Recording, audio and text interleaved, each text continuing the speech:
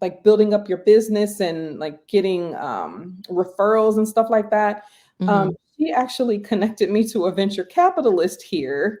And I had a conversation with him, and I have maybe some potential job, opportunities or contracting opportunities going on. Mm-hmm. So Mm-hmm. your network is like super, super important. And I'm an introvert. I know I don't seem like it, but I'm an introvert. It's really important for you to come out of your shell and start talking to people and Yeah. letting them know what you're doing so they can help, right? Mm-hmm. I was through my network, I was introduced to the person who's letting me sublet their apartment.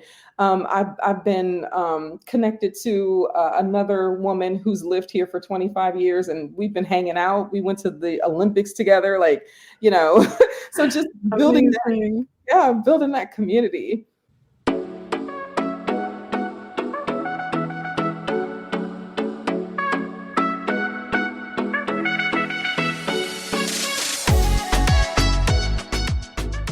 Hey, I'm Teen Zekas. And hey, I'm Ilika Follette. We are business owners and moms with corporate backgrounds, and we are all about getting Black women paid in both corporate and business. And you're listening to the Getting Black Women Paid podcast. Let's go.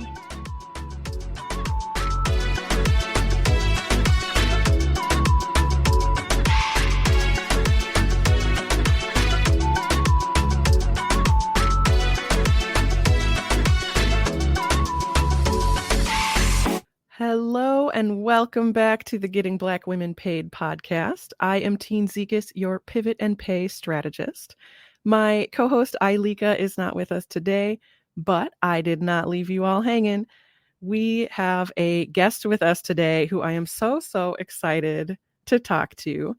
And today's topic is it's about self-care and how we can take care of ourselves, but more specifically, our guest is going to share a specific strategy and maybe a bit of a radical strategy for taking care of yourself. And I'm so excited to introduce her. So let's just get into it.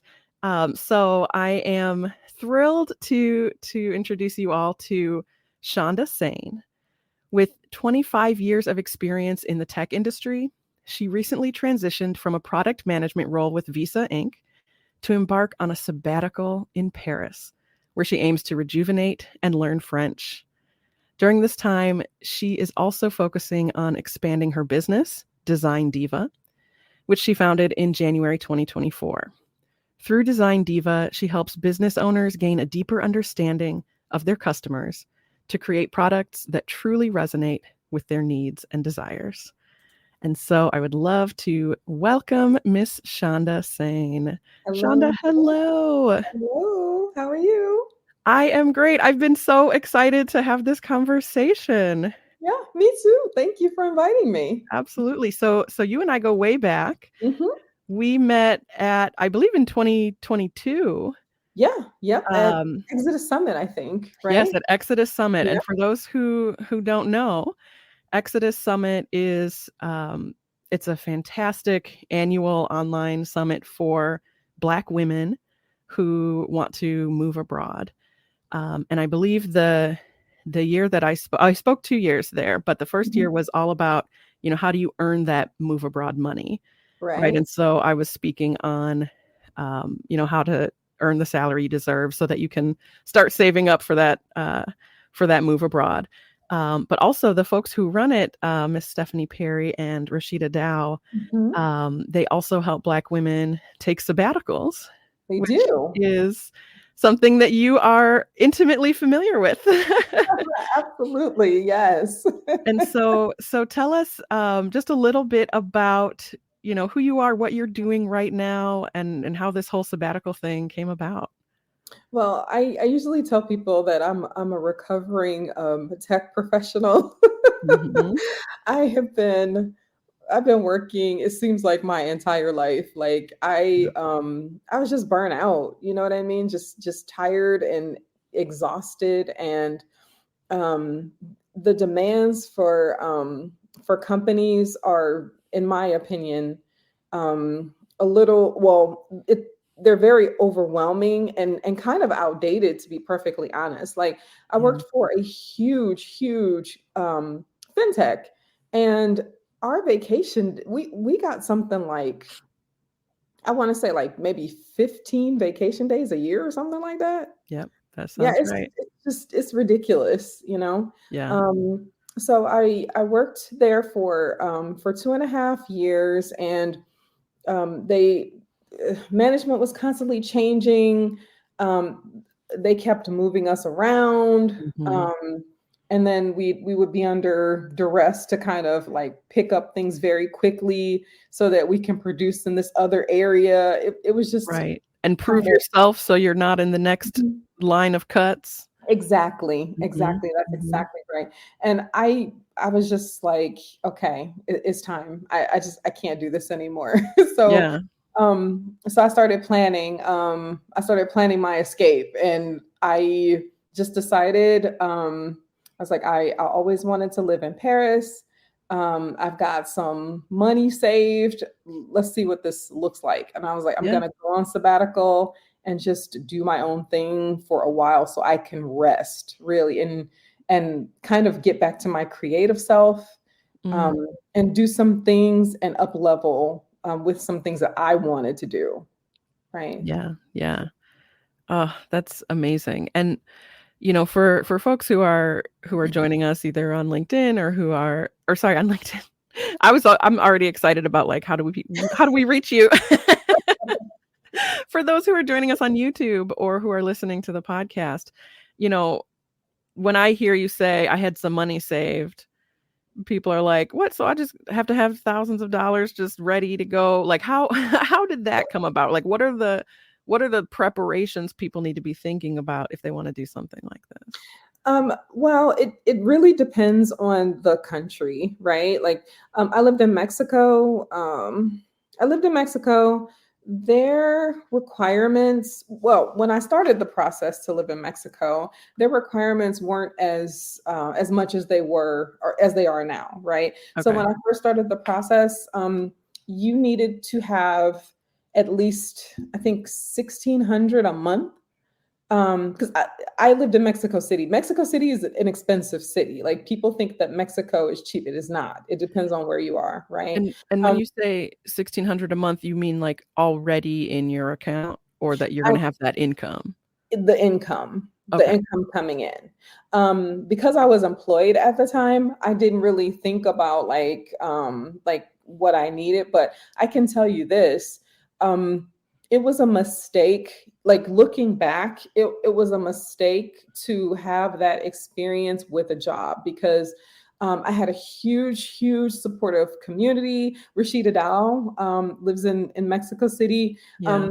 There would be times where people like the community would get together and do some things during the day, and I couldn't do it because I was working, and it just seemed like my job overshadowed everything. It overshadowed my entire experience. So when I started looking into Paris and started looking at their requirements, I think their requirement is something like 40,000 euro a year. Okay. Yeah, so I don't know how much that is a month, but collectively, when I did the math, it was about 40,000 euros a year to be able to qualify for my visa. Okay. Okay. And so for that, if you are planning to stay for a year, that's something you just need to have in the bank, as Right. opposed Yes. to, here's my W-2, here's what I'm going to be earning while I'm Well, working. you could do either. So so for the if you're gonna come here with a job, because like it really depends on what kind of visa you have, right? So I don't have a work visa. I have an extended stay visa because American passports have a lot of privilege. So if I was just gonna be here for the 90 days, I wouldn't have needed anything, right? But Sure. I wanted to stay much longer. So I had to make sure that you have to prove how much money you have either saved or coming in. I actually qualified with my pay stubs, but I had money saved because I knew that I was not. You were not going to be continuing to work. No, I was going to Right. enjoy this experience in Paris in a way that I didn't get to do in Mexico, right? Yeah. Yeah. Well, Yeah. and I love that you talk through both experiences, right? Because for many folks, the way to move abroad or spend some time abroad is going to be, I need to be working remotely while I'm doing it. And that you had that experience and thought, okay, this is not for me. This is not the experience I'm looking for when I Mhm. go to another country and want to immerse myself in that city or whatever it is. And Mhm. so you made a new plan for your next situation. And I love that that introspection and that sort of pivoting in terms of what Yeah. your plan was. Yeah, yeah. The experience in Mexico was amazing. Like, don't get me wrong, I loved, and I still have residency there. So my goal is to have residency or citizenship in two countries. I'm definitely Mhm. keeping my Mexican residency. I loved it there. I still do. My Spanish is pretty good. And now I am in the process of learning French. So I'll have two other languages besides Yeah. English under my belt, two different experiences, et cetera. I'm very happy that I decided to take that step. It's scary, but Mhm. it was much needed because I really, really needed the rest. Absolutely. I mean, I remember, well, so we didn't really talk about our relationship, but I remember talking with you when you were in the States working, Mhm. Mhm. so ready to get the heck out and to move on to this part of your life. And so Yeah. I see a glow about you Thank now that you. you've done it, you've made the transition. So um one thing I want to address, I feel like this is almost an elephant in the room, is, this is the Getting Black Women Paid podcast. Mhm. And people are coming here talking about, well, how am I going to get paid? How am I going to get paid more? And you're saying, take a sabbatical, take a year off from work. How's that going to help me get paid? Mhm. And so I wonder, what advice you have for folks in terms of how you can use the sabbatical to actually improve your earning power. Okay, that's a great question. Actually, I have a couple of things. The first thing that I would suggest is um, I would suggest getting your network together, right, before you leave the States. And what I mean by that is, um, in any foreign country, you need a community. Okay, Mhm. so I Rashida Dow, like I actually went through her coaching program to understand like how to move abroad and things like that. Um, Mhm. I think it's called From Burnout to Bliss. So I took that course. I planned out everything. So I was able to put my plan in place, but I was also able to put a network in place so that when I Mm. got to Mexico, I had people who looked like me, women who were very supportive, because you don't want to be lonely, right? Like Yeah. if you're in a place, especially if you don't speak the language, which I speak Spanish, so it's okay, Mm. but being in a foreign country is not very easy to make friends because of how close ties, because of the community, right? So Sure. like, and sometimes you want some greens, or sometimes you want some mac and cheese, or sometimes Right. you want to talk to somebody who speaks English, right? Like, Mhm. so like, getting your community together is like a major, major part of that. And then on the business side, I made sure that I let people in my life that I trusted know that I was moving.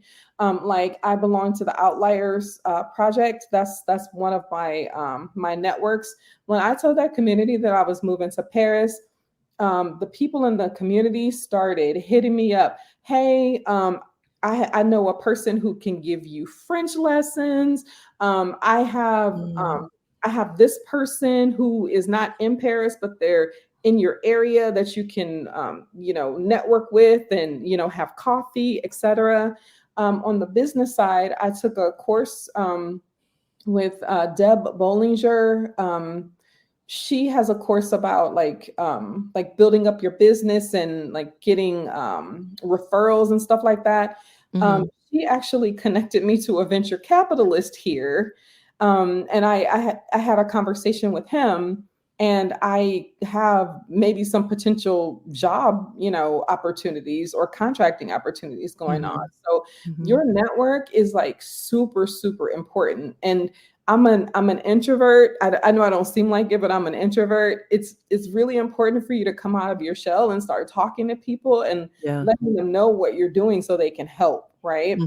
Through my network, I was introduced to the person who's letting me sublet their apartment. I've been connected to another woman who's lived here for 25 years, and we've been hanging out. We went to the Olympics together, so just building building that community. And then the second thing that I would say is try to learn the language. Really try to learn the language.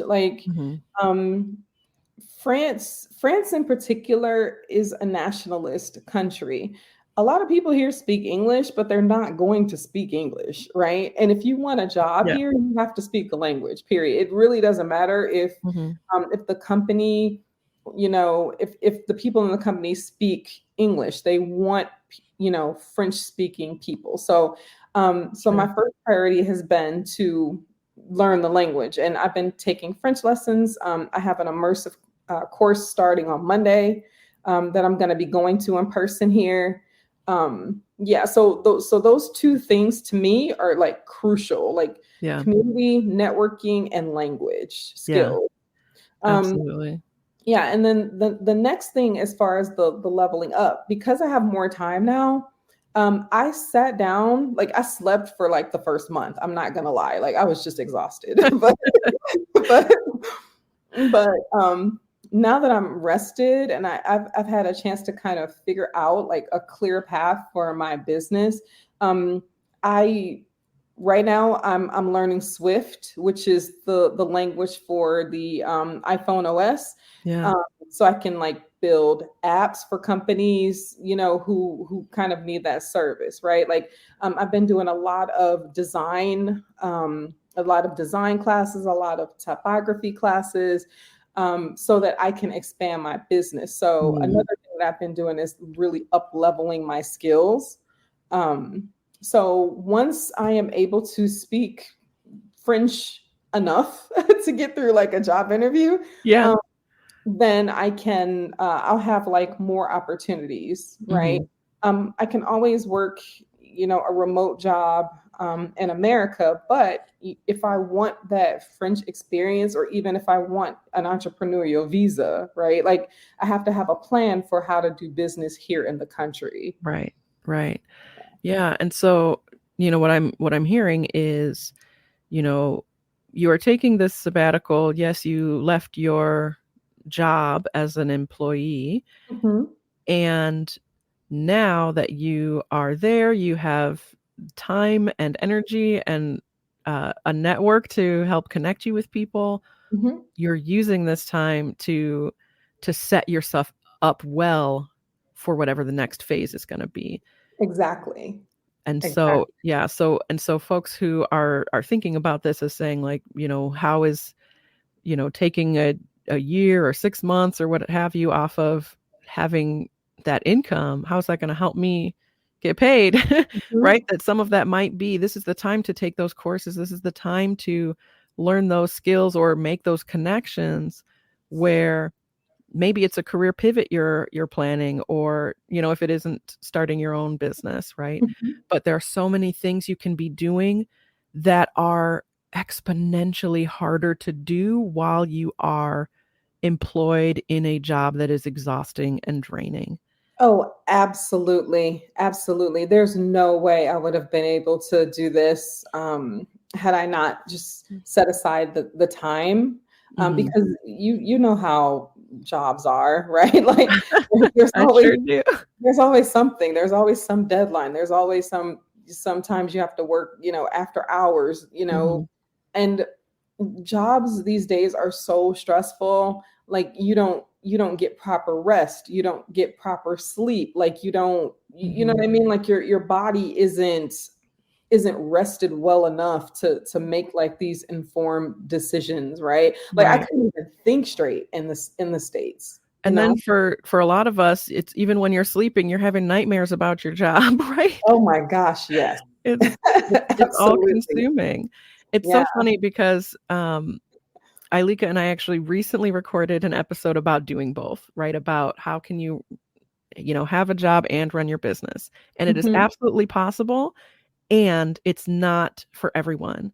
And so that's why I'm so glad we're having this conversation, because depending on what your goals are, right? If your goal is to pivot into a totally new career, or if your goal is to build out a business in something that you really can't fully build up while you're working, that something like this, getting ramped up to take some serious time off and focus on that change can be life-changing. Yeah, absolutely. Yeah, I mean, I was a product manager. I was constantly in meetings. I really didn't have a lot of free time. Like, some people have breaks in their schedule where they could, like, step away and like do some things. My schedule wasn't like that. Yeah. At all. Yeah, absolutely.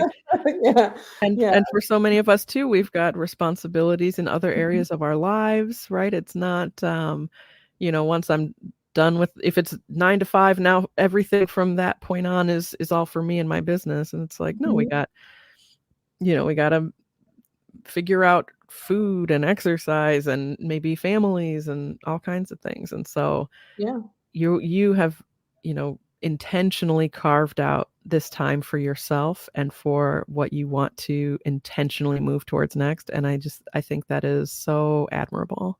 Oh, thank you. Thank you. And I am also really trying to abandon that that kind of American mindset. One of the reasons why I chose France is because French people know how to live. They know how to, take a break and drink their coffee and taste it and like look around and have conversations with their friends, and you know what I mean? And I have those moments where I might be tired and like maybe watching Netflix, and then a thought will occur to me, oh, you need to be working. And I'm like, I'm on sabbatical, like chill. Right. You got to retrain your body and your mind that you don't always have to be producing something. Right. Yeah. I'm like, we've got other things to do. Like, I went to the grocery store. The first time at the grocery store, I went to the grocery store yesterday. I spent 2 hours in the store because it was just so much stuff. And I love to cook. And I was just like, okay, what are we planning for the week? Like, what kind of meals are we making? That's amazing. I love it. You know what I mean? Just, the gym is next. Like, I'm going to be setting up a schedule where I get up when I'm ready, go to the gym, and then I have a set time that I'm actually studying and dedicating time to my business, but it is not all day. It is literally a block of time for like studying French and studying my iOS stuff and like working on business stuff. But my health has to come first, because if you're not healthy, you're not going to be doing anything, right? Yeah. Well, and you're creating structures for yourself within this, very open time, right? For some of us, some people might say, okay, I would just want to spend all my days relaxing and, nothing on the calendar. And for some of us, we really need that structure to thrive and to do our best thinking, or to make sure we do the things even that we want to do, right? Scheduling that relaxation, right? Sometimes we need structure for that too. So I love that you're building that in with the flexibility of, well, I get up when I'm ready. And I have some time blocked out for these things that I need to do. Yeah. That's been a great balance between those two things.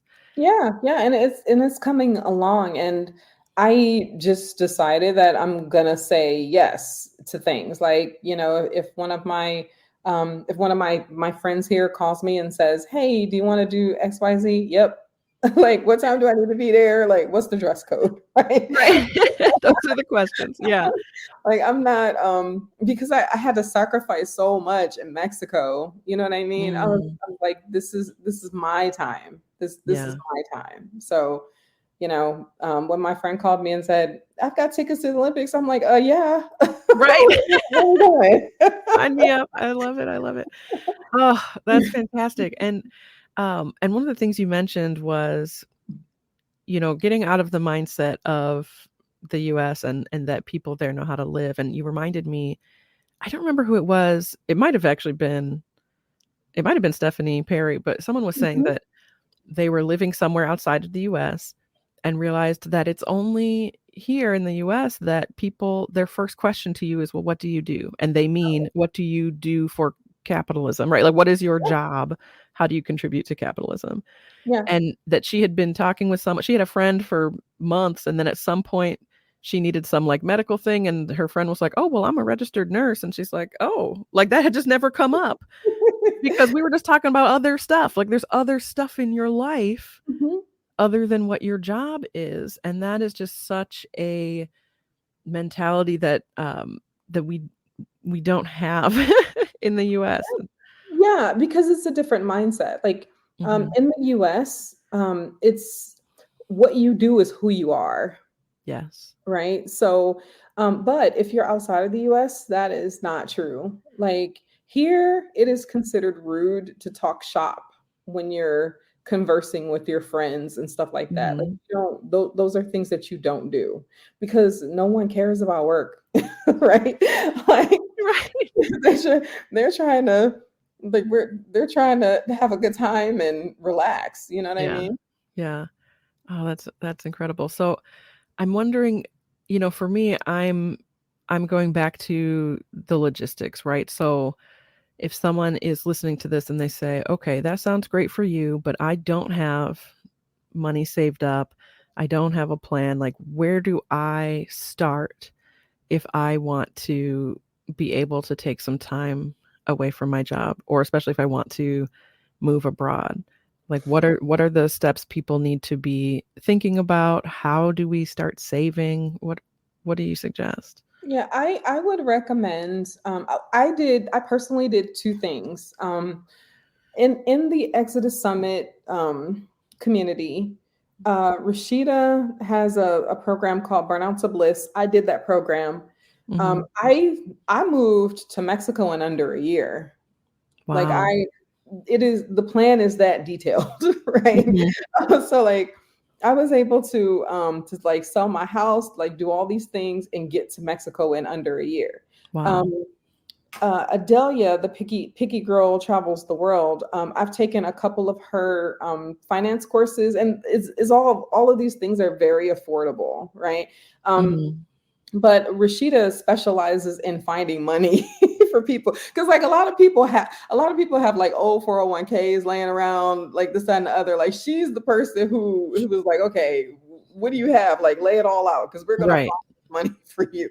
So being in this community from I think I think I've been I've been in the community. I think I want to say either 2 or 3 years. I can't remember. Like I Mhm. really can't I remember. have no concept of time, so I I don't understand. either.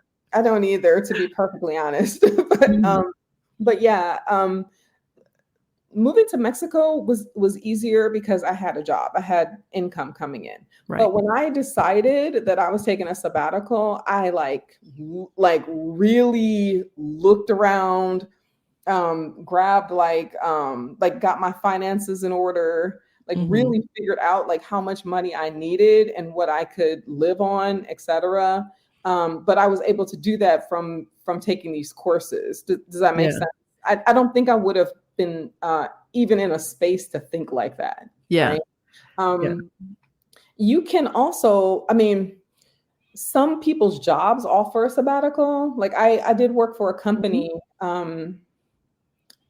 back in 2012, where if you were an employee for, I think, maybe 4 or 5 years, they gave you paid sabbatical. So paid Mhm. sabbatical is a thing. Yeah. Another thing that people are starting to do is take mental health breaks. I don't have American insurance anymore. What is it called? FMLA? Yeah. Yeah. Yeah. Yes. Um, Family and medical leave. Yeah. Yeah. So FMLA is another thing. I had a friend who was like super, super stressed out from things that were going on at work. And she took a leave of absence through FMLA, and she had enough vacation time to sustain her for that time. And I think Visa also gave you maybe 2 weeks paid time off if you needed to take a break. So the first thing I would say is, look to your company first. Like, look at your job, look at the policies, like talk to HR about leave, like really understand what that means. Especially if you plan on going back to your job. I had no intentions on going back. Yeah. So for me, it was just like, this is.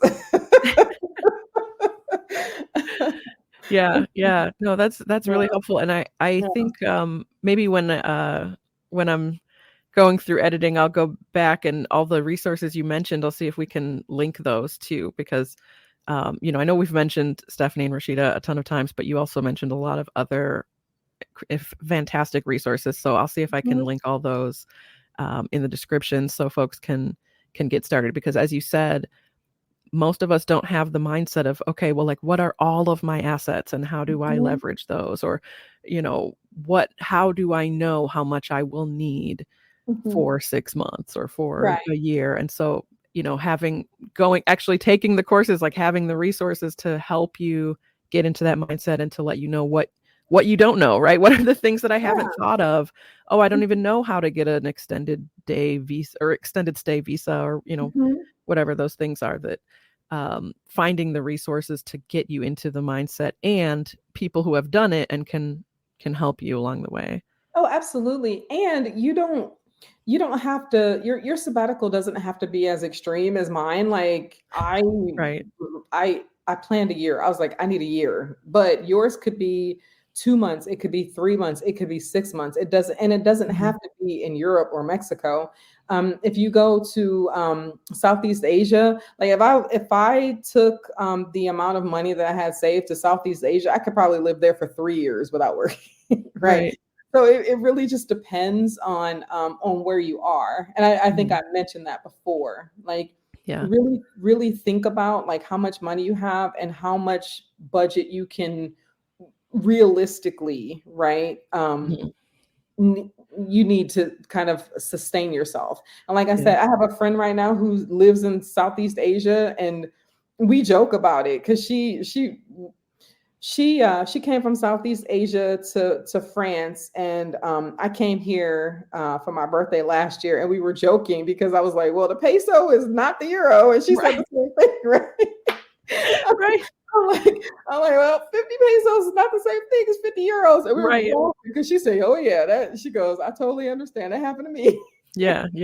Well, and to do your research too, because a lot of us have conceptions of what it costs to live in certain places. And you would maybe assume that the cost of living would be less, but you got to take into account, all of the things, right? So for instance, if the place you're living is on an island, everything gets imported. And so all of those things cost more, food and what have you. So do the research and not just I think it probably would be cheaper to live here. Oh, absolutely. Yeah. And a lot of people don't know this. If you're in, I think it's called Schengen, the EU, like the European Union. Oh, I'm going to have a tax bill at the end of this year.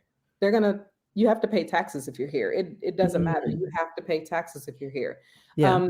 If I was in Mexico, as long as you don't do business in the country, you don't have to pay taxes. So like that was another thing that I had to consider, right? Like, how much money will I owe for taxes? Right. You don't want that to be a surprise at the end of the year.